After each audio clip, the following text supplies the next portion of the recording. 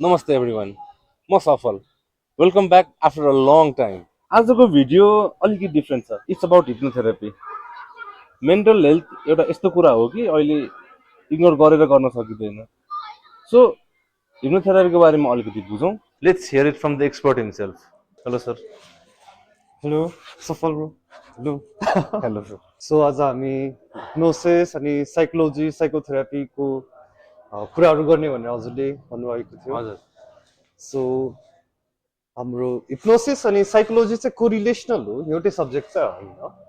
So hypnosis can be in any form, हामीले रमाइलोको लागि गर्न मिल्छ, जस्ट फर सो पनि गर्न मिल्छ।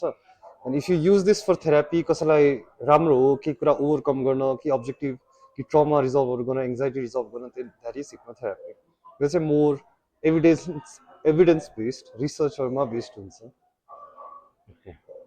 सो म चाहिँ पर्सनली अलिकति नर्भस छु टु बी भेरी अनेस्ट अनि त्यही हो लाइक कस्तो होला त्यो एक्सपिरियन्स भनेर यो अब नर्भस हुनुपर्ने हो कि होइन नर्भस हुनुपर्ने केही पनि छैन।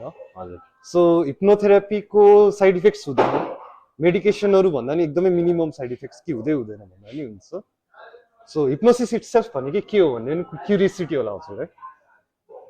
सो हिप्नोसिस भनेको चाहिँ एउटा स्टेट अफ माइन्ड हो विच इज भेरी युनिक अरू भन्दा। किन भन्दा हाम्रो मान्छेहरू चाहिँ ढाल्ने सुतेको इमेजिन गर्छ है, हाइटेन्ड स्टेट अफ अवेरनेस, हाम्रो अलर्ट एकदमै हाइली अलर्ट हुन्छ mind, at the same time highly relaxed हुन्छ।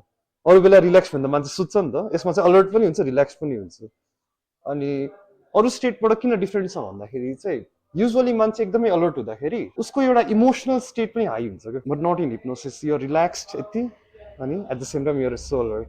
आज हामीले गर्न आँटेको चाहिँ थिएटर थेरापी भन्छ है, theatre therapy. Therapy okay literally it's like going into a theatre watching a movie. यो चाहिँ एनएलपी न्युरो लिङ्ग्विस्टिक प्रोग्रामिङबाट निस्केको ब्रान्च अफ हो, जुन चाहिँ युएस आर्मीहरू जो फर्केको थियो वारबाट, उनीहरूलाई पिटिएसटी एकदमै हाई लेभल सब ट्रमा बोकेर आएकोलाई उनीहरूलाई ट्रिट गर्दाखेरि यो रिफाइन भएको। सो अब हामी हिप्नोसिसमा प्रवेश गर्छौँ जुनमा you feel even more relaxed, एकदमै आनन्द हुन्छ।